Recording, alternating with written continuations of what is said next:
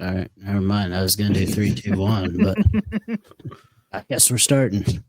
Welcome back, everyone, to Backflip Entertainment College Football Show. What was it? EST 2025, probably END 2025 also. Show. We'll give it a shot again. I don't know what episode we're on. Episode 7. It's week 7. Sure.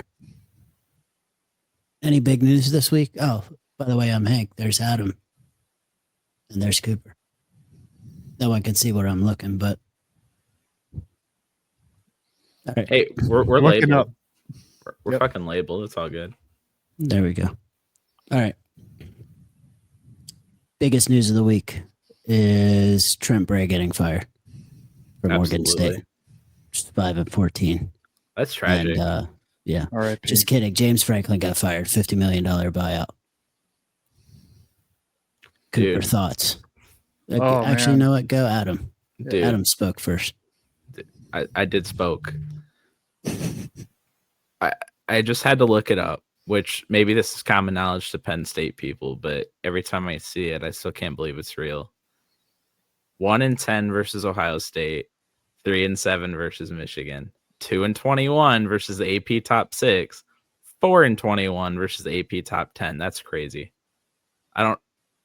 Obviously those are facing good teams, but I don't know how you don't accidentally win a couple more. Holy moly. Yeah, so what you just named right there was what, 4-17 against Ohio State and Michigan? Yes. Which I'm going to guess each of those games probably more than likely were played in the top 10. Sure. I will say this, though. Michigan, throughout Franklin's tenure, wasn't the Michigan we know from 2 years ago. No, I think the 3 wins came early at between 14 and 18. The last 7 have probably been the last 7 years would be my guess. But okay, so you're hanging on to the statistics there against the top 10. He's had very talented rosters. You have to do better than that. I don't care if it's Ohio State. You have to do better than that. Now, I will say last week I went on this whole rant about how Penn State's going to get trapped into Brian Kelly hell here that we got to put up with. And I guess he just never went and lost to UCLA and Northwestern back-to-back. Maybe that was the way out. I still didn't think they would fire him. I thought he was just there. But you hear stories about how he went and apparently he asked for an extension at the beginning of the season and didn't get it. Then he went over to the head of the AD to some other people, to the board, asked for it. I think they were just done. I think everyone was just done. It seemed that way after the season, for sure. Cooper, your thoughts? Yeah, I'm in the same boat as Adam where I have to eat my words because I went back and listened to the last 2 podcasts that I did with you guys, and both times I said, don't fire James Franklin. And then now he got fired. So I look like a chump for that. But I'm surprised that they did it now. And, part of it is obviously the last 3 losses. Like the loss to Northwestern was they're not a good team. It's the same thing as UCLA. Like you can't lose to an 0-4 team, UCLA. You can't lose to Northwestern at home. And regardless of the loss of Drew Aller, which I feel bad for him being out for the season, regardless of that, that's just another loss you can't have. And it's going to be weird now because it immediately has already shifted to who do you hire? And there are already so many different rumored names out there of people that feel as though they could be candidates or not. But I more err on the side of let the guy finish out the season. But obviously maybe there was something that was happening behind the scenes that we aren't privy to that immediately made their athletic director just go, get the fuck out. We're done. Just get out. We're not letting you finish out the season. We've had enough of you and we'll figure it out from here. Because to be able, and I was going to say, I'm like, 49, that's a ton of money to pay a guy just to get rid of him. You must have really had a reason to want to get rid of him. It felt like he knew after that game too. I don't know if you guys got to kind of see his body language going off the field and post game and stuff. He knew. He knew he was done. Mhm. It was like a depressing environment too in that stadium after that loss. It was just like everybody was just like, wow, I cannot believe the absolute collapse that's happening here. Now I'll say this: as far as replacement goes, is there any chance it's like not Matt Rule? He was, it's funny. I was thinking, I'm like, that's probably number one. I thought I heard something today about the rumor of it maybe being Freeman in Notre Dame. I know you don't like to hear that, but that the possibility they might try to go after him. They can try. Yeah. I don't remember. I don't blame them. You might as well try to hit a Hail Mary. You're halfway through the season. They got a bunch of time to go shopping. Like, there's going to be more firings. There's going to be more movement, people jumping around. Like, shoot, why not try to hit the Hail Mary? Yeah. I get it. The only weird thing about it, hey, he's back. Hey, guys. I missed everything. You okay? You missed everything? Little technical difficulty. Apparently, the internet went out. That's okay. That's all right. Well, is it bad? Am I clean? Stats department telling me I'm glitchy. You're glitching on the video, but you sound okay. You sound okay. Yeah. Who cares? Stats department needs to put me on the bottom though. This is weird. I don't like being up here. Now you're up here with me on the top. Thank you. Thank you. You don't like being on the top shelf? Oh, now I'm on the bottom shelf.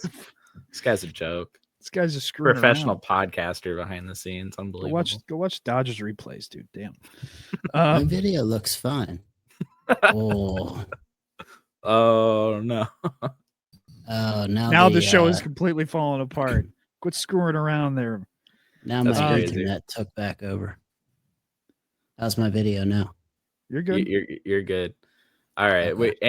Any Franklin final thoughts? We kind of covered it. Who replacement wise, that's kind of what we were. You didn't let me hit it. Well, I was only good. Okay, well, it's too late for that. Shouldn't have fired him. I get it. Period. 4-21. No, you shouldn't have fired him. Period. I get it. 4-21 against the top 10. 1-10 of those. I would venture to say that every single 10 of those losses to Ohio State was when they were ranked in the top 10. So you're looking at 4-11 against everyone not named Ohio State. Yes, you have to beat Ohio State eventually, at some point. But who else can you go get right now that's going to replace him and do that?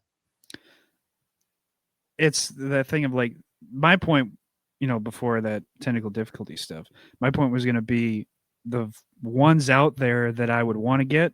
It's going to be tough because I feel like a lot of those coaches are going to be in the playoffs. Exactly. Like Indiana is going to be in the playoffs last year. Notre Dame is probably going to be back in the. I think they'll be back in the playoffs. Like some of those guys you're going to want to go get. Even like I would think, even like Ohio State's OC, like they'll be in the playoffs as well. So that's going to be tough. That's why I'm more of a proponent of waiting till the end of the season, not firing a guy halfway, because now the interim's going to come in, and if they start winning games, they go 5-1 for the rest of these games. They're going to go, well, just keep the interim. And there's so many times where interims come in and guys get behind the interims and they don't turn out very well.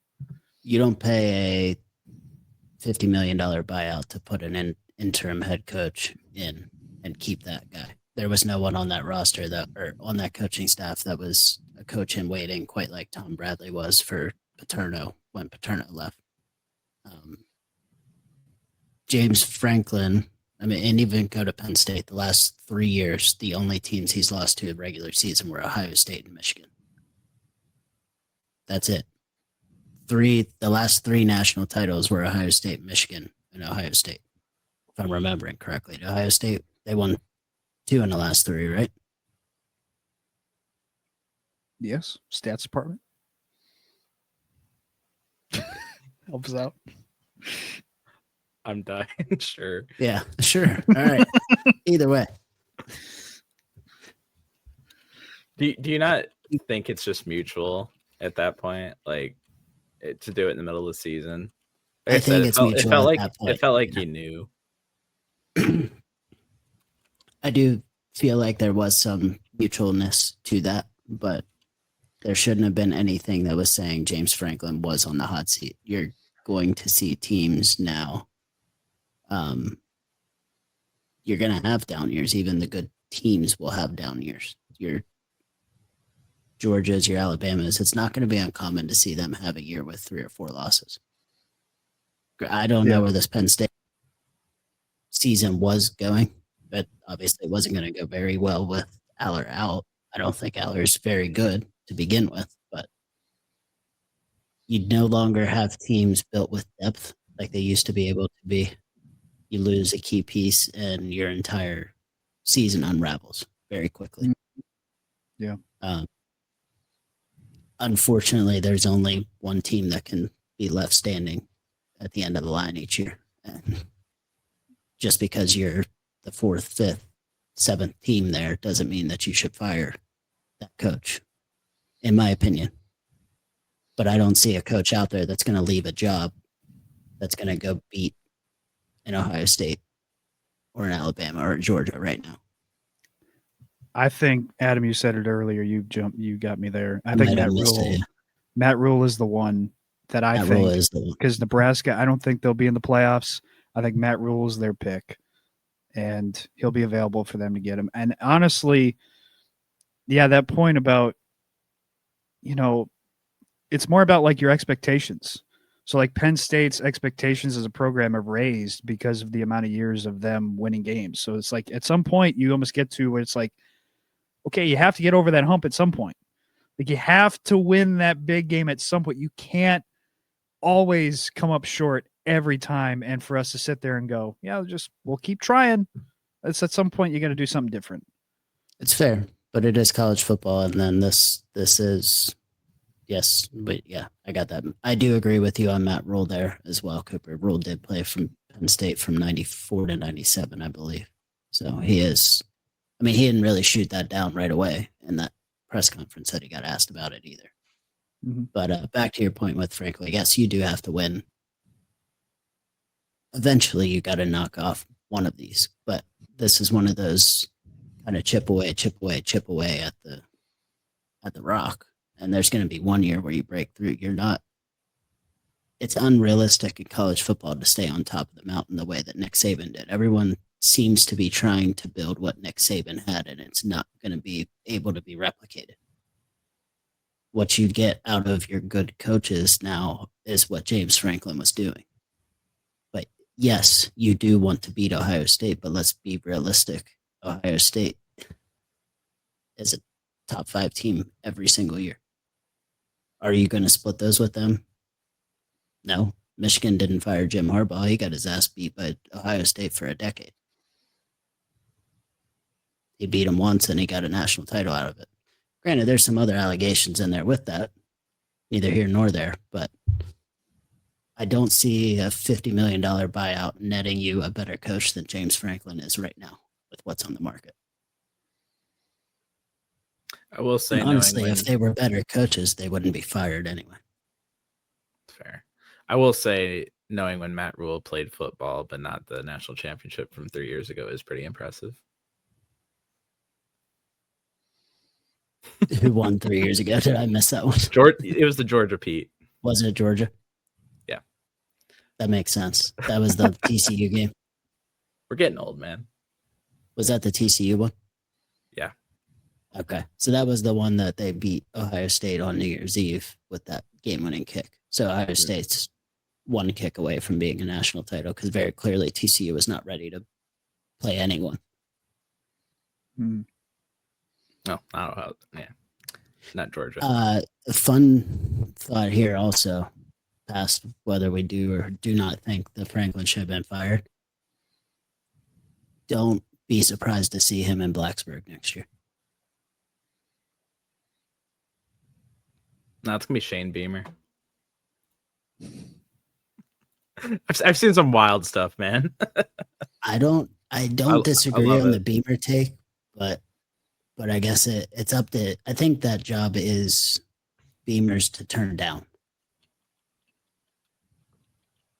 You may It just seems that way. go to, I don't know, go before you get fired. Not that I think he deserves to get fired, but maybe that's I kind don't of think run its so. course. I don't know. It seems like they've kind of been in that, like, we're about to maybe hit 10 wins for a couple years now. And like, I think you're right. There might be some, we've run our course here at South Carolina with him. I think Virginia Tech's first look would probably be Shane Beamer, but I also wouldn't think it's out of the realm of possibilities for Franklin going to Virginia Tech, being a southeast-ish guy. I mean, he's an East Coast guy. That's a big time job. That's a good landing point for him after a Penn State drop. But Yeah, I would does love Virginia for them Tech to be want to good hire again another? too. Does Virginia Tech want to hire another Penn State guy? Brent Pry didn't go so well. Why not? Next fired coach, Trent Dilfer, UAB, 9-21 after they revived their program.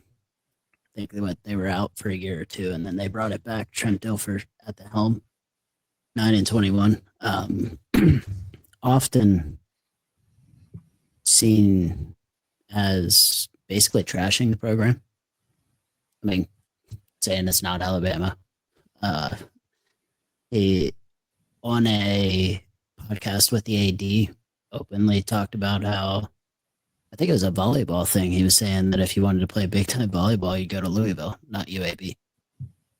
He just openly trashed the school for 3 years, and they finally kicked him out. So, I mean, he's not wrong. You just don't have to say it. You're not supposed to say come it with on, your man. act. Let's put the muzzle on a little bit. You know what I didn't realize with him? Just doing a little noted Browns legend, by the way. Oh yeah, one of 41. Super Bowl champion. He coached in high school before this. Yeah, he did.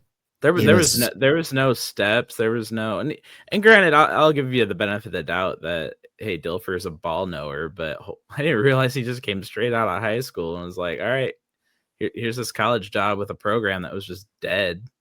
You should look up some of his videos and clips that he's got from coaching high school too. I'm not sure how much his kids really liked him.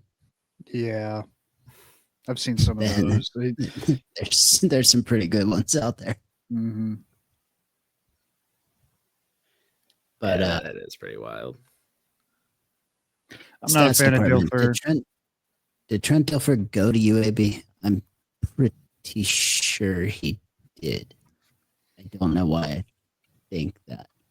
Easy way to find out. Yeah, we have a stats department.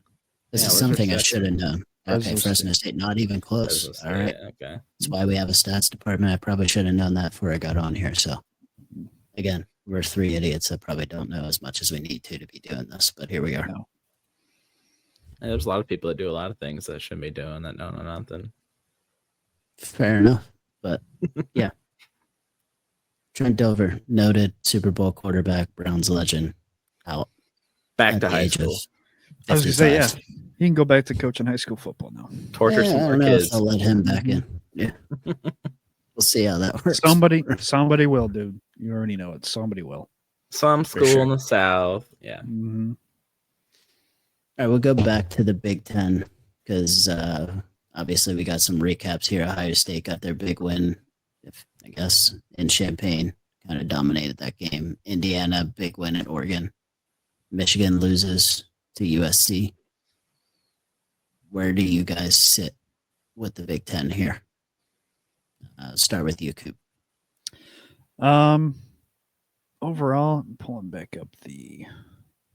Where do you think this conference is in comparison to the other three? It's as a whole. As a whole, so it's tough because the bottom is pretty. Yeah, like the bottom is pretty low. You know, like I like my Minnesota, obviously, but a lot of the teams there's a lot of teams that feel like they'd get beat up on. I still feel like Washington is sneaky, like underrated. I think they should be a top 25 team still. Michigan, you know, like it sucks. It's like weird because like there's some teams that like I'm not a big believer in Michigan and Moore as a coach overall. Like Jerome Moore, next one to get fired. Yeah, I'm I starting have to a think take it. on that when we get back. And it's I feel like as a conference, I think their top teams are top of the pop. Like your Indianas, your Ohio States, your Oregons. I feel like they're better than some of the other teams and some of the other conferences. I just feel like a 2 worth. They're a 2 right now behind SEC. If you're comparing the Still got the entire SEC. conference, if you're comparing the entire conference, because like I said, like Wisconsin is bad, dude. Some of these bottom end teams in the Big Ten are bad. Oh, that is peak Sam Houston. Sorry, Yeah, they're still got the game on. yeah, they're extremely top heavy, but I will say I don't know how much of that is more of just being gaslit to believe that. Like I just sit here and see, like, I'm going through USC not even being ranked last week going into that Michigan game was absurd to begin with, because they lost by 2 points to Illinois, who I think Illinois is a good football team. It's and I say it every week. It's the same conundrum where these teams kind of beat up on each other a little bit, and if you're in one conference, it's a good thing. If you're in another conference, it's a bad thing. The Big Ten, you know, if you want to say USC, Washington, you can say Michigan, Illinois. If those teams are in the SEC, they're ranked higher with similar results. It's just how it feels when I'm sitting here looking at the top 25, and it's just like, why is USC an afterthought? They've won some good football games. They've Lincoln looked Riley. really good winning some football games. Yeah. So I don't know. I would definitely say the SEC has a slight edge on that, but I mean, man, if I'm putting my money on it, I'd still say a team from the Big Ten is going to win it this year. It's tough for me to go against Alabama. A lot of those middling SEC teams still look really unimpressive. There's 10. The ones that are like just sitting straight out of the playoffs right now, like, yeah, man, I don't like any of them.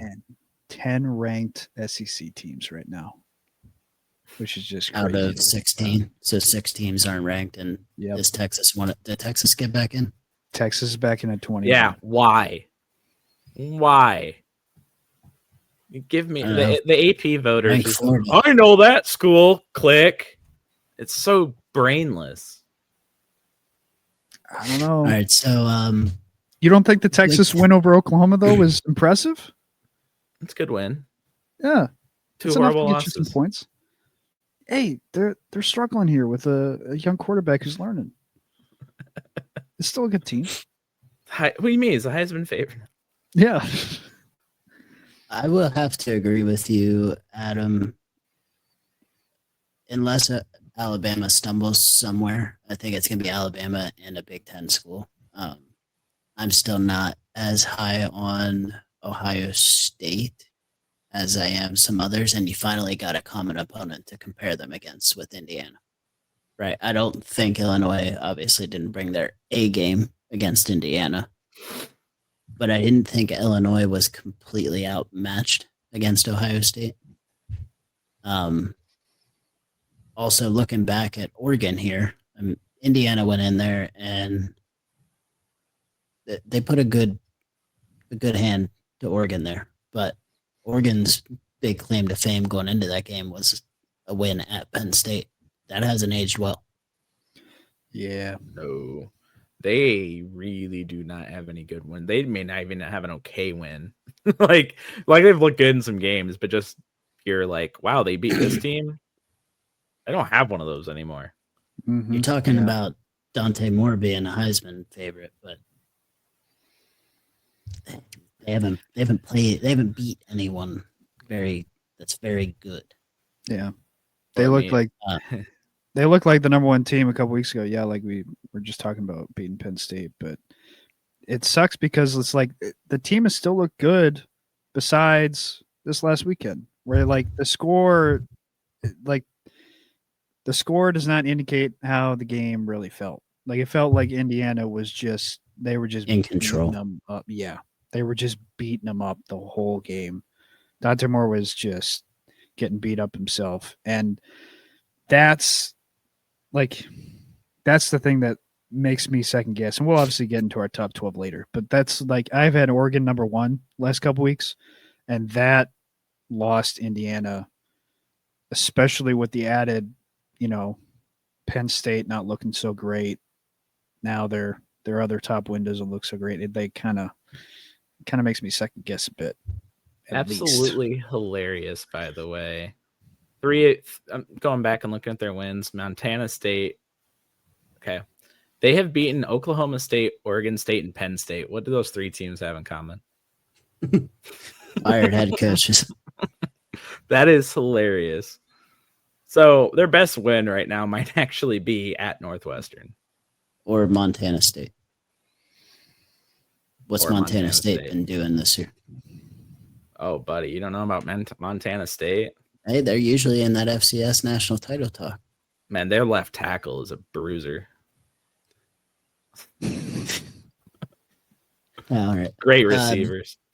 Back to my take on Michigan. I think Sharon Moore is the next head coach. Not next head coach. I think he's fired by the end of the year. I guess I'm not going to put him as the next one. But this team looks exactly like Michigan looked like pre-McCarthy with McNamara at quarterback.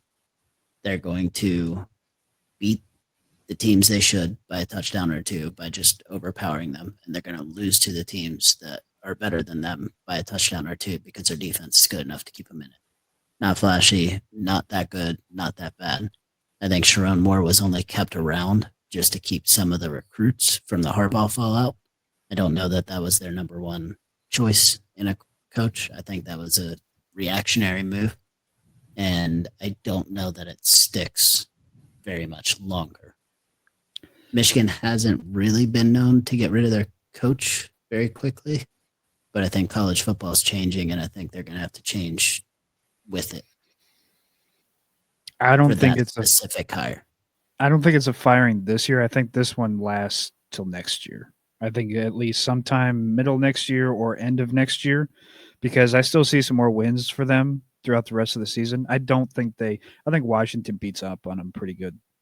Do you think that they give him at least the start of next year again with Underwood still being a freshman? You think? Yes. Is that kind of where you fall with that? Mm-hmm. Yeah. I wouldn't be surprised if, again, I don't, this is so far in the future. No idea. But if they start out, like 2-4 or something like that, and it's a real struggle, then I could see them booting them in the middle of next year. But I don't think they boot him at the end of this year. Unless, again, I don't want to say that now because now he'll get fired. Because that's what I said about James Franklin, and he got fired.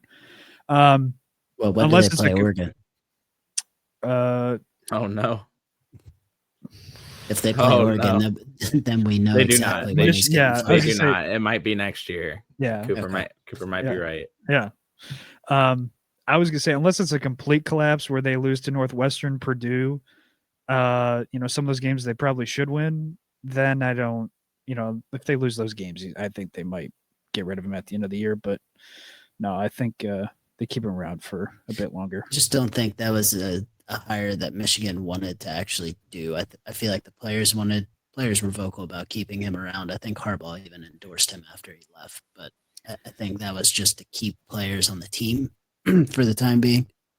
But he's not going to be there long term.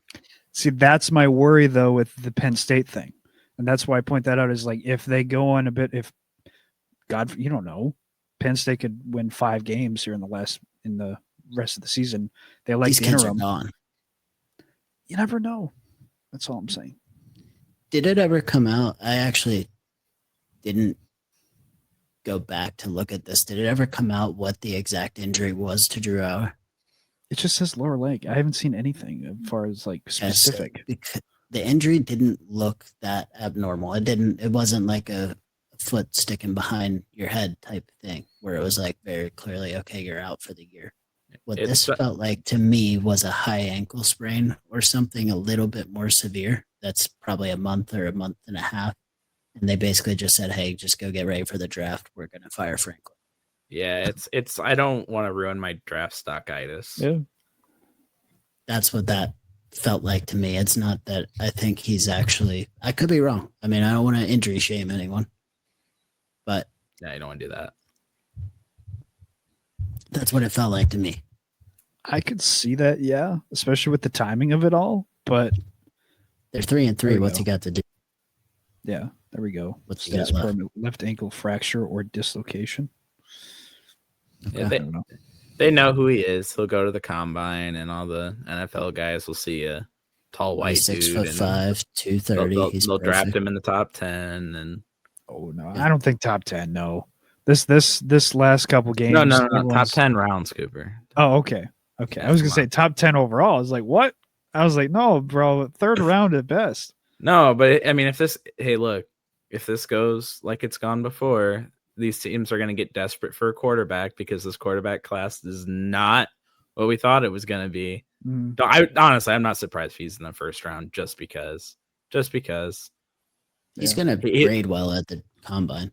Oh yeah, the NFL scouts, the NFL guys are going to love him. He'll have great intangibles. High Yeah, he motor. will. Mm. Yeah. Yeah. High motor. He hustles. Gritty. I think he's a Yeah. third round pick for the Raiders. There you go. That's Write my that- pick. Write that down. It'll be hilarious when Yep. it's right. Yeah. The sticking with the Big Ten, did you guys see that Iowa scored more than 30 points 4 times this year? I They did not fixed catch it. that. You know what the record is when they score 30 or more? Oh, this should be good. Undefeated. 4-0. You know what their record is when they score less than 20? No wins. 0-2. They're Mm. 4-2. So you're telling me that Iowa football all this time just needed to score more points? Wild concept, I know.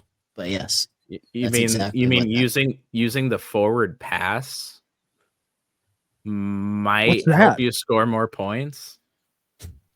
What's that newfangled thing? We Incredible haven't concept. discovered that yet in Iowa. Hey, they're figuring it out.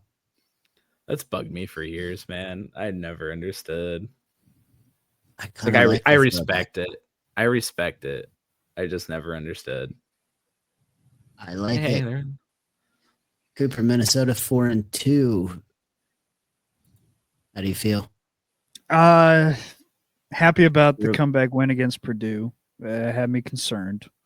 The problem is like I still love Drake Lindsay. I think that he's a great quarterback. He has a very pretty ball. He throws a beautiful ball. Yes. It's the issue of Darius Taylor's a great running back. And a lot of it right now, I feel like is PJ Fleck doesn't fully. There are times where he trusts Drake enough to give him the ball and make him make plays. And when he does, he makes plays and he looks good. But there were so many times like I just went and watched the Cal game and wants to run so much. And that was a game that Taylor was out. So we're running with our backup running backs. And, you know, some of those guys are decent. Our wide receivers are not good right now. It sucks because the timing of it is when we had Brosmer, we had good receivers. And then now as Brosmer went to the draft and now we got Lindsey, who I feel like is going to be a lot better than Brosmer. Now our wide receiver class is kind of taking a step back. I feel like Tracy and Smith can get good, but overall, I think it's another 7-5 season that will go to a bowl game, hopefully win the bowl game. It's just solid enough for Minnesota. Let me Just ask you this: because go Do ahead. you want to fire PJ Fleck? No, because I have realistic expectations. I know what we are. I know what Minnesota is. We're not shooting for the stars. If we were to beat Ohio State this season, that is like that's worth again storming the field, whole week party. Like that's our national championship because the expectation of Minnesota is not, making the playoffs. Like if PJ Fleck were to ever just get us to the playoffs at some point, because we just gave him an extension to 2028 or 2030, somewhere around there. If you're to ever in that time get us to the playoffs, that would be like enough. Like that would be like, oh my God, like he's the greatest Minnesota coach ever. Like we would have parties in the streets just to get there because we have realistic expectations. An 8-4, 7-5 season for us most times is good enough as long as you're above 500. That's all we're asking for. I remember wanting him when Brian Kelly's job was in question at one point. Way back. I think it was the same year he took the Minnesota job, just because I'm a Western Michigan homer. But just because we're not previewing this game, I just want to say Minnesota plus 8.5 Friday night. Take some money. What you think about that? Take some money line. See, you have more confidence than I do then. Because I like the Purdue, the struggles against Purdue. Matt Rule stuff, man. If Minnesota wins this game, Matt Rule signs a contract on Monday. Yeah, that might actually be it. Yeah, could get weird, man. I was more hesitant just because of the struggle we had against Purdue as a team is making me second guess a bit of like how good we really are. That's why I feel like we're a 7-5, team really, and keeping it close against Nebraska would be a win. You're going to figure out what you are the next 2 weeks. You got Nebraska and then you head to Iowa City. So yeah. If you split those, it's a bright future. I think right now Minnesota's issue might be a little bit of the pass blocking. Some of that could be on Lindsey holding onto the ball a little bit longer than needs to be, but I think that team's got a pretty bright 2-3 years ahead of them. Mm-hmm. That first drive that he had against Ohio State, that was enough to make me go, "Oh, okay, I see you now. Mm-hmm. All right, now I've got a lot more confidence in you now." Now the rest of the game, I just shut off, but like that first drive was like. If they do 8-4 this year and then 8-4 again next year, I think you got to look at firing PJ Fleck because at some point you got to win 9 games. I know. It's like the old it's the old step stool guy, right? The old step stool guy. You gotta fire the step stool guy to get to the next great coach you're gonna have in Minnesota. Yeah. All right, let's touch on some other ones. Bama, A&M.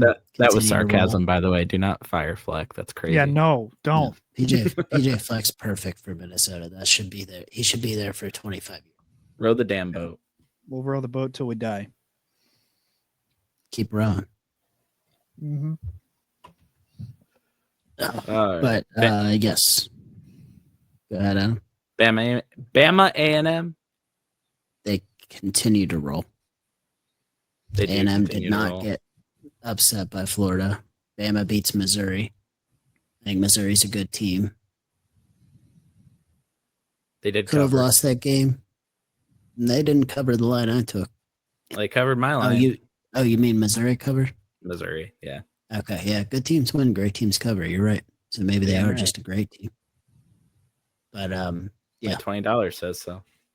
Those two continue to roll, and Bama beating Missouri also helps Notre Dame. You guys think they're alive? I thought they were alive for weeks, dude. I've been. Remember last week I have them in my top 12.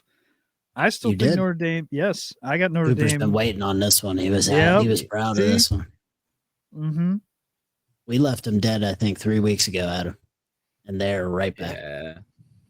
Yeah. We're gonna preview this game later, so I won't go like too far into it. But I do think it really obviously comes down to this week. But man, the AP's got him at 13. We could touch on the top 12 too. Yeah, I don't know what the obviously we don't know what the committee's going to do, but even if you were doing committee rankings right now and they're sitting at 15, like, dude, they just kind of went out. I don't even necessarily agree with that. Like, fast forwarding a little bit to our top 25s, when I still have them at 18. I like just beat USC. Like, get a good win. They don't have a good win. They have impressive wins. And Navy, they have impressive wins against bad teams where they looked really, really good. But that's just for me. For me, that's not enough. Like, beat USC, beat Navy. Even just look good doing it. Then I'll buy in. Yeah, I'll buy in. Then I'll fight for them to be in that top 12. I mean, the teams ahead of them are going to beat themselves up already. You got Ole Miss, Georgia this week. You got who's Bama, Tennessee. I mean, that Tennessee loses that, I think you could probably eliminate them from the playoffs, given Notre Dame winning out. You got too many teams playing each other. The biggest benefit that Notre Dame got was losing both of those games the first 2 weeks. They were the team to lose first. They're going to get the benefit of the doubt going forward. As much as everyone is bitching about that on. scheduling. Yeah, as much as everyone's bitching about that scheduling, in a way, like I'm starting to get it now. I get It's the best way to do it. Yeah, schedule your best 2 games first, and granted, they may not have a choice in the way they schedule because everyone's in their conference schedule, and Texas A&M's not going to play Notre Dame in the middle of the year, and Notre Dame's too good to join a conference. Yeah, exactly. Right. Conferences are stupid. Let's get to our top 12 with that then. Cooper, start us off. Give me your top 4. Top 4. You don't have belief in Ohio State, but I do. I have them number 1 now. I've had them number 2 the last couple weeks, but the thing with Ohio State is I still feel like they have the best defense. And what's funny is it's like they're playing in third gear. Like they're not. Like I still don't feel like we've seen the best that Ohio State has to offer. I've been sleeping on Indiana too long. I have them at 2. Miami, I'm still sleeping on. I still don't feel like, they're as good of a team as Ohio State and now Indiana. I think that Indiana win over Oregon is enough to catapult them by. And I'm still on the Alabama train. I have Alabama 4. Okay. Just like every week, Cooper. Did you have 3? I kind of went out. I missed who Miami. We had at 3. Miami. All right. Mm-hmm. Okay. Oh, Miami. All right, Cooper. Time to do this every week. Mm-hmm. So at 1, I've got IU. I think they deserve it. I just think they deserve it. I'm not by any means going to say it. When I look at these, I'm looking at it like 50-50. What do you deserve based on what you've done, and then where I actually think you're at? I think to me, they prove they're easily a top 5 team right now. And then you put on it their 2 great wins that they have. They absolutely deserve to be at number 1. And then I'm going to skip 2 to 3. I'm going to skip to 3 where I have Ohio State. Now, Cooper, if you can do me a favor, they both faced a team called the Illinois Fighting Illini. Do you recall who won that game more? Who won that game more? Yeah, who won that game more? Was it IU or Ohio State? Who won that game more? We have a common opponent here. Who done won that game more, Cooper? Anyway, we'll see who's right at the end, I guess. At 2, I've got Miami, and then 3, Ohio State. 4, I moved A&M. 2, 4. All right, that's fair. I think you got more. There's a tough one there with A&M and Ohio State. My top 4, I still got Miami staying pat at number 1. Indiana's 2. I got Ole Miss at 3 and Ohio State at 4. You guys are behind again. Ole Miss should have lost. You don't want to move them down? They should have lost. Oh yeah, dude, you are too high in Ole Miss. You're gonna find out on mine in a bit this weekend. Yeah, you're gonna find out. We're gonna find out. You're finna learn. Mm-hmm. Give me your 5 through 8. 5 through 8.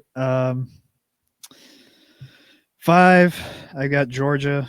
I had to drop Oregon to 6 after they lost to Indiana. This guy's got zero respect for it. Keep going, Texas Tech. Yeah, I got Texas Tech 7. It's got me a little bit concerned with some of the injuries that they had in the last game, and I guess I am just sleeping on A&M. I got them at 8. I've not been really impressed by any other wins so far this year. Are you sure you don't want to put? Are you sure you don't want to put Texas above A&M? No. Jesus, is this now going to become my thing? Where now I'm not even trying. I'm not even trying to suck the SEC off. I'm just being honest. You got 3 1-loss teams above A&M. Yeah, I know. I can't think that some teams that have 1-loss teams are better than A&M. Look, I respect what Cooper's doing because he's laying his balls on the table and he's saying, "Here's the teams that I think are the best." You know, yes. I respect I'm not out it. here status wrong. quo. He's wrong, but I respect it. I'm not okay. Well, we'll find out who's wrong. At some point, Was I wrong performance about has Notre to play Dame? a little bit in there. I don't know. Was We I haven't wrong seen about him Notre play Dame? USC yet. I'll let you know. I'll let you know in a few days. Jeez. All right, Adam, what you got 5 through 8? All right, at 5 we got Texas Tech. They might just be the best team in football. Cooper's right. You got some worries in there, but they've just dominated everyone they've played, and they've played some good teams. 6, I reluctantly have Ole Miss. They haven't lost yet. I did drop them a spot. 7, I have Alabama, best one-loss team right now, and then they had another great win this weekend. Bad loss. That loss at the beginning of the season is starting to look worse, but it shouldn't matter. It won't matter. And then 8, I am rocking with Georgia Tech. I like that. Undefeated Georgia Tech. I like that. A lot of their bigger wins aren't aging well, but they're undefeated. Gotta respect that. Yep. Not many undefeated teams left. Worth noting. Yeah. And I'm not sure that we'll finish the year with one. Miami's probably got the best shot. Miami or Indiana, I would say. Yep. I got A&M at 5 because I don't disrespect undefeated teams. I have Texas Tech at 6. I have Alabama at 7 and Oregon at 8. Oregon, okay. Whatever. What's your argument to have Oregon? What'd you have Oregon at 2? I had Oregon at 6. Yeah, you got them above Texas Tech and A&M. I got A&M and Texas Tech above them. A&M, Texas Tech haven't lost yet. Hey, Cooper's just saying on a neutral field. Cooper's saying Oregon's winning those games. I'm not basing my picks solely off of record, and I'm also not playing it safe over here and just picking the teams that are undefeated because it's easier for the argument. I'm picking the teams I feel like are actually better teams as a team. I'm not just going based off record. Who did A&M beat? Notre Dame. Impressive victory. They have another ranked win. Notre Dame, Florida. What's Oregon's impressive Florida's victory? not that Which one? Oregon's? What's Oregon's impressive victory? Well, it was Penn State, but now it's not looking so great. That's why I dropped them from 1 to 6. So I still feel like they're a good team. A&M also beat Auburn, Mississippi State.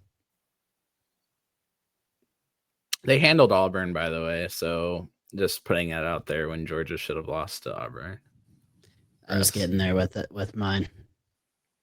Freaking refs. Jeez, I can't. Where are we at? Cooper's got me shook. Yeah, Cooper's got to go 9 through 10 now. 9 through 12. All right. Well, here's your Ole Miss at 9.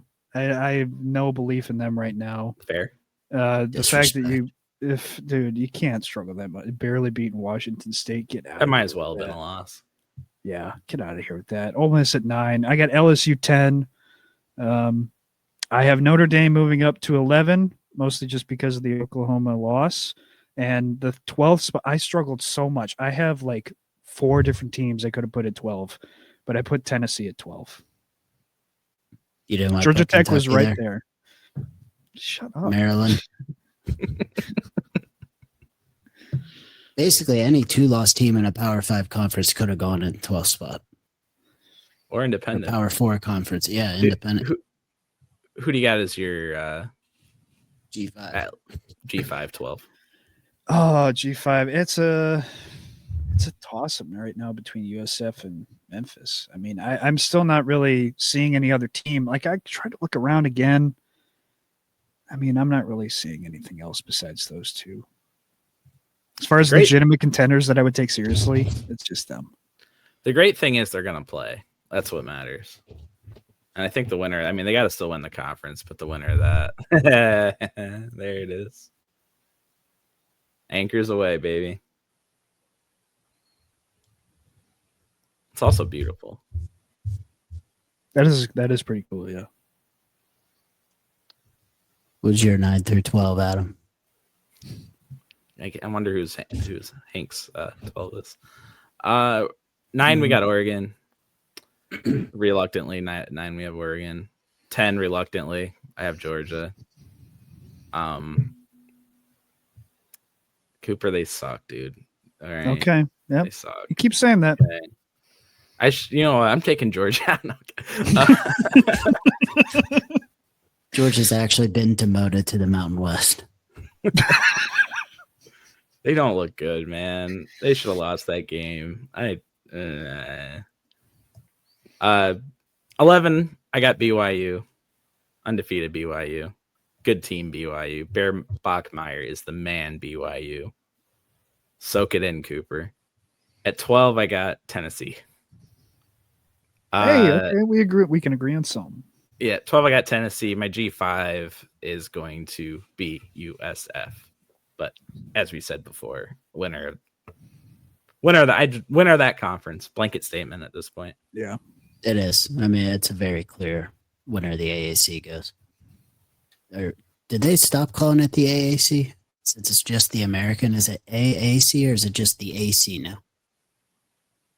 It's As far as I know, it's just still the AAC. American Conference. We just call it American. We no AAC. longer have. Okay, I got you.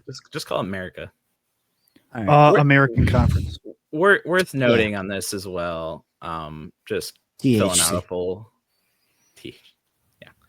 filling out the whole 25. And I know you did this as well, Cooper, but I got USC at 17 ahead of Notre Dame at 18. I made sure that Utah, Cincy, Nebraska, Washington, Memphis, and Illinois are rounding out the end as well.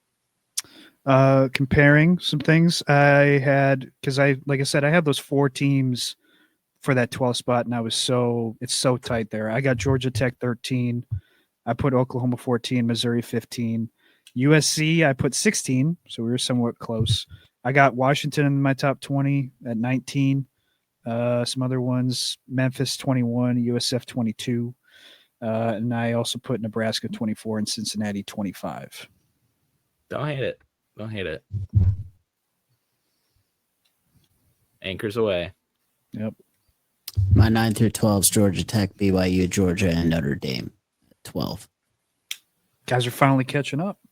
Current Why is one. the Notre Dame guy, the Notre Dame hater on this podcast? I know. What's your issue?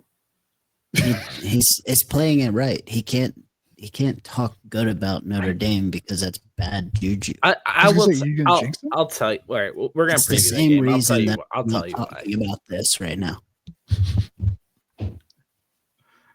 Anchors away. Hey, I'm not afraid to talk about my Minnesota and jinx them from finishing 7-5. Because you're versus happy with 5 and 7 and 5. Yeah, I know. I'm not. I'm no issue talking about them, and I don't think I'll jinx them to 5 and 7. Hank, where would you put USC? USC right now, that's 16 to 19. That's fair. I just Somewhere in think that. them going unranked to 20 is just crazy. They should have never been unranked. I don't think they should have been ranked. First of all, they should have been ranked earlier than they were. AP's been a disaster. There were guys who had Penn State ranked last week. I mean, the AP is a disaster. I could see still having them at 23, 24 last week you did play Oregon into there was one guy had him at like 16 overtime. And it's a little bit high. You can dissect those all day. It's crazy. On my G5 teams, you have four legitimate options right now that could make the playoff out of the American. It's going to be extremely fun to watch. Tulane, do not sleep on Tulane yet. They're still in it. Absolutely. You got Memphis and USF playing each other. USF did just beat North Texas, but if all these teams beat each other, I don't know what the tiebreakers are, but North Texas could wind up right back in the American championship game. And if they win that, then they're in. So I think you got 4 to 5 teams that might be in the running for that. Go Navy. That might also be the most beat Army. Might almost be the most or fun thing to watch the rest of the year. Is just what happens with that conference. Also, get Blake Horvath the fucking Heisman already. Absolutely. Excuse my language there, stats The, department. the fact that man, no one talks about him in the national, yeah. It's disgusting. It's I won't say unbelievable. Heisman, but it's disgusting. The guy Media's threw for gross. 300 yards. No one And knows that. throwing for 300 yards at Navy is like throwing for 600 yards anywhere else. Everyone knows this. Essentially, might even be more. 3 touchdowns too. That's like 12. He makes Tom Brady look bad. That was the best quarterback play I've ever seen in my life. I mean, was it 19 seconds to go on Saturday, and he takes a 56-yard run to the house with no timeouts left? Gritty. Calls the 2-point conversion play. Did you see his? Did you see his interview after? No. He said a little boo-boo on national TV and goes, "Oops, sorry." The military man, all right? Yeah. He used a sailor mouth for that one. And military's going to love that guy. Yeah. Hopefully the NFL does too. USF does look like the best team right now out of there. I don't know what it'll come out to be, but it'll be fun to watch. You got one. I think you got one this week, don't you? No. The Fighting Trent Dilfer. It's next week, the USF Memphis game. And one of these guys are going to get upset too.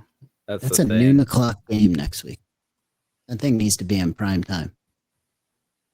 Or like Wednesday. Saturday night. That's what it should be. Which is my perfect segue to my next question. Nice little debate here. What's the best broadcast on a Saturday? And I'll give you these 3. The 3:30 CBS, NBC, 7 o'clock, not the Notre Dame one necessarily, just the regular. Game day game if it's at 7:30, the Herb Street Fowler game. Or Big Noon. It's any broadcast without Jason Garrett. Mm-hmm. No, yeah. I give it to CBS. I give it to CBS. NBC's got a great theme song, but man, some of the other stuff Noah they do Eagle. On NBC is. I think Noah Eagle and Blackledge are good. I get to watch Jason Garrett. So it's disgusting. Even when it's not Notre Dame playing? Jason Garrett is a gross human being, dude. It's unsettling. He's unsettling to look at. Dude, you know what pisses me off more than anything about that man? Last year, the year before, we had him for every single home game. He was assigned to like every single home game. He would breathe into his microphone, and you could hear it over the broadcast. It was like the nose, man. It was the nose. You could hear it like stop and go, and you just hear it all game. And I'd have my surround sound on. You just never unhear it. You hear it one time. You hear it the rest of the time. Even to this day, I'm just like, oh, Jason Garrett's on the broadcast. I can't wait to hear him breathe. Sure as shit. Sometime during the game, I hear his nose start popping off. I'm like, oh my dude, someone at NBC yell at the man to pull his mic down. It is ridiculous. Specifically the Noah Eagle and Todd Blackledge broadcast from NBC. They're great. Cooper, what's your preference? Your favorite? I honestly kind of like Joe Klatt and the Fox Noon guys. Like, I kind of like them. So I mean, I guess to be a little bit contrarian, I'll pick them. Oh, you're a big contrarian there. Yeah. And now, if you're talking about pregame, like Big Noon Kickoff is not good. You know, I'd take game day over anybody anytime. You know, Pat McAfee's a fucking joy to listen to. He's fucking awesome. I hope they pay him every dollar that he wants to stay doing that forever. Now, there are points where he can kind of get too far and can be kind of annoying, but most of the time, he's pretty funny. I don't know how much longer he's got on there. Probably a couple of years, but I don't think it'll be a 30-year run like Corso. But I got the Herb Street Fowler game for nostalgia, I guess, just listening to Kirk Herbstreit for the last 25, 30 years. I love listening to that. I think the best dramatic is CBS. Just historically with the SEC games, you got the Tennessee Bama on the third Saturday in October every single time that 3:30 CBS music hits. And you got either Iconic. Bryant Denny or running out of the block T, whatever it is. Well, now you get Purdue and Northwestern, but it just doesn't look right. It's weird. That deserves to be a big noon kickoff. Big noon. I like Gus Johnson and Joel Klatt. They're nice. Okay. They're nice to get your day started, but that needs to be like the 11 a.m. Purdue Northwestern kickoff game. I need Gus Johnson going crazy when Northwestern fumbles a ball on the 7-yard line. It gets returned 93 yards for a touchdown. Something like that. I don't care about him broadcasting a big game in the middle of the day. They need to be at night. And I think probably a decade from now, people are going to be looking at NBC as the premier broadcast on Saturday nights. Mm. I mean, they're the premier broadcast for Sundays as well. So it's like, to me, there are Fox is tough in a lot of different things. Like even in like not just football related, but a lot of their broadcasts feel just second rate. They feel and look just worse than all the other ones. The only good thing they got going for them is most of their big noon games are in 4K. Yeah. I mean, other than that, nice. Yeah. You guys want a great intro that just screams college football? You can go CBS back Sports Network. Yes, absolutely. Now you can go back to NBC's intro to Notre Dame football, like the early 2000s, late 90s. Dude, that shit, my veins. Oh yeah, and Hawaii on the sports network, Hawaii Spectrum. Network, Spectrum, Hawaii, Spectrum West, Sports. Spectrum Sports. That's what it is. Oh, yeah, you're right. Hawaii on Spectrum Holiday. Sports. All right, let's get to week 8. He caught Brett Favre's record-breaking catch. That is the most fun fact of all time, probably. All right, week 8, we got, let me see where we're starting with. We'll start with LSU Vandy. LSU at Vandy. Vandy is a 2.5-point favorite, over under 48.5. What's your best pick, Cooper? I'm taking Vanderbilt over LSU on that 2.5. I'm Got not him at confident. I'm not. This is not something I will actually bet, but that's your best one. Yeah, like gun to my head. If I had to pick it, I'd take Vanderbilt over LSU 2.5. Really weird thing on this is I was looking through my little betting app, and on said betting app, you can see where the money's going. You can see the percentage of people that bet on a team and then where the percentage of the money is going. It's like 80-80. It's really weird. Like 80% of the bets are going towards, and maybe I saw it in a weird time, but going towards the LSU, but all the money's going Vanderbilt. I got Vanderbilt. You usually see that on the underdog where a lot of the money goes to. Mm-hmm. So that is a weird. very odd. It's weird. It's an odd thing to see there. I'm going to take the over in that one. Maybe take the over 48.5. That seems a little low. I know LSU has played decent defense, but I think that just gets to a scoring thing there. Next one, we got Ole Miss and Georgia. Georgia's got 7.5 at home, over under 54.5. I know who you're going to pick, Cooper. You might as well put the national title bet on him by now. God damn. I don't know how many more times I have to say Ohio State's the best team, but yeah, Georgia over Ole Miss. I think Georgia's the biggest fakers that are in the top 10 right now in the AP rankings. Georgia or Ole Miss? Ole Miss is. Okay, you're taking Georgia in the points. Mm-hmm. Yes, sir. Adam? I think Georgia's the biggest fakers in the top 10 right now. Um, dude, I don't know. This game's a pile of shit. This game sucks. This game sucks, dude. I don't want to watch this game. I don't want to bet on this. I don't want to pick this game. Give me under 54.5. I hope it's a horrible game. I hope it's 6-3. That's a great game. Both these teams should have lost last week. Both of them should be ranked like 20th right now. I'll take Ole Miss money line. Oh, Sure. my word. Tennessee at Bama. Bama's favored by 7.5. Over unders 59.5. Cooper. I'm taking another favorite. Give me Bama. Bama. Adam. Yeah, Bama's gonna drop one at some point, but I don't think it's this one. Alabama, fun little thing with Alabama. Their run defense is ranked like 70th or something like that. It's in that range. They give up a lot on the ground. I think eventually that's gonna bite them in the ass. I just don't think it's gonna be against Tennessee. But Do they cover?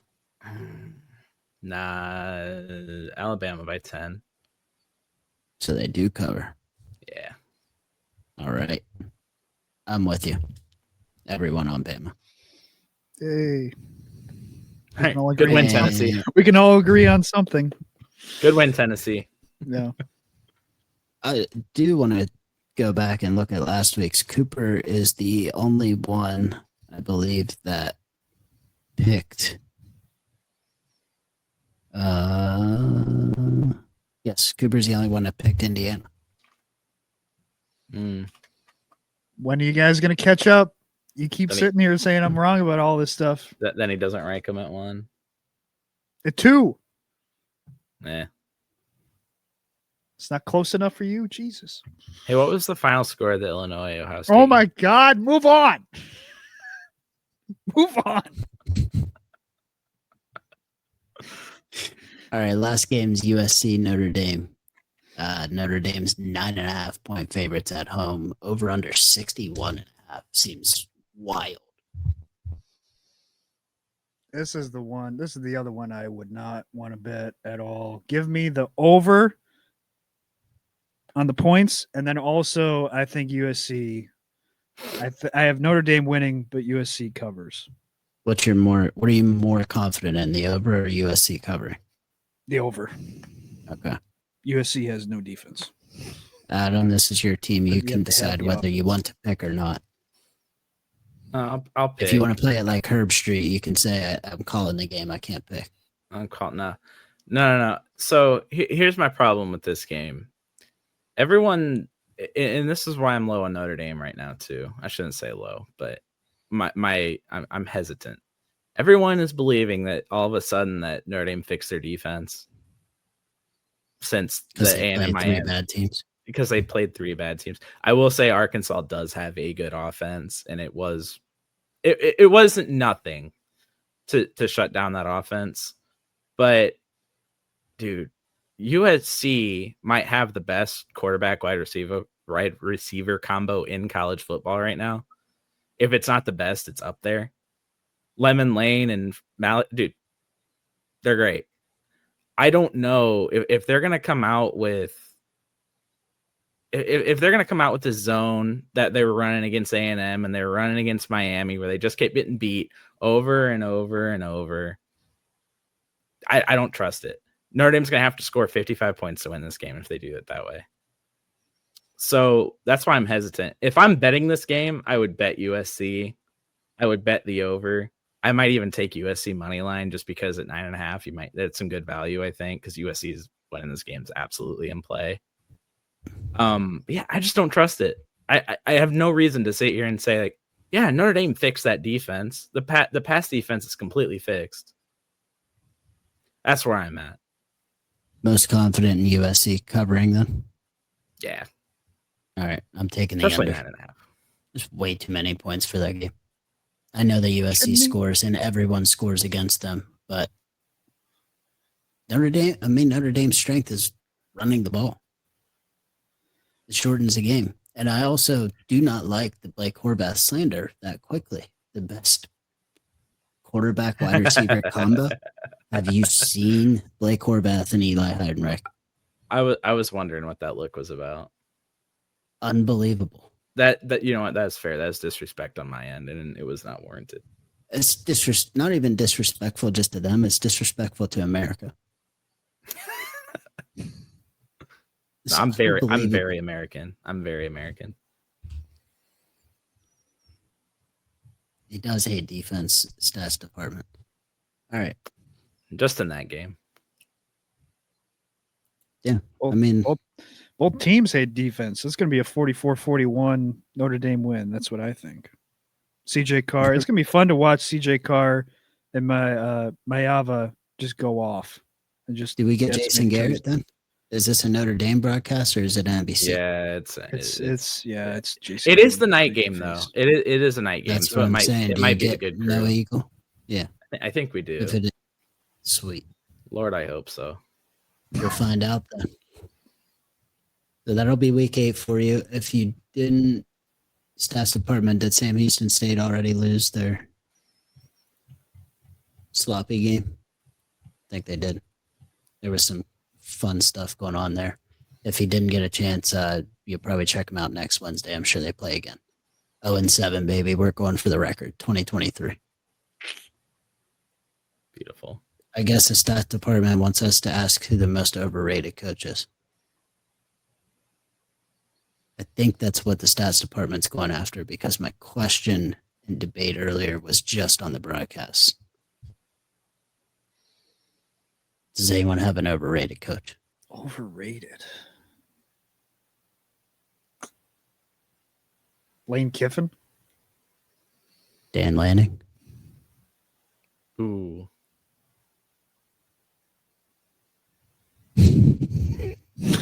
There it is.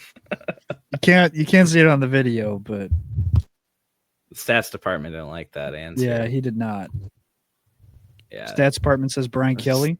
Stats department took my answer. I was but going to say, I think we could all agree Brian Kelly's probably up there. Brian Kelly across the board. I don't hate the Lane Kiffin answer.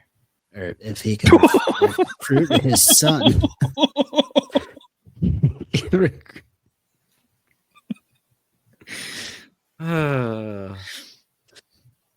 Glad that was at the end.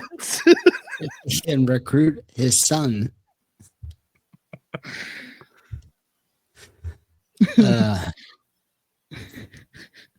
Marcus Freeman. That's That's a hot We'll take see. to me. Dude was just in the national championship last year. yeah. James Franco is in a semifinal, one play away from the national championship, and he's on his couch now. So Yeah. You weren't James saying Franklin he was my answer a week ago. Yeah. He's not even a coach. Mm-hmm. good point.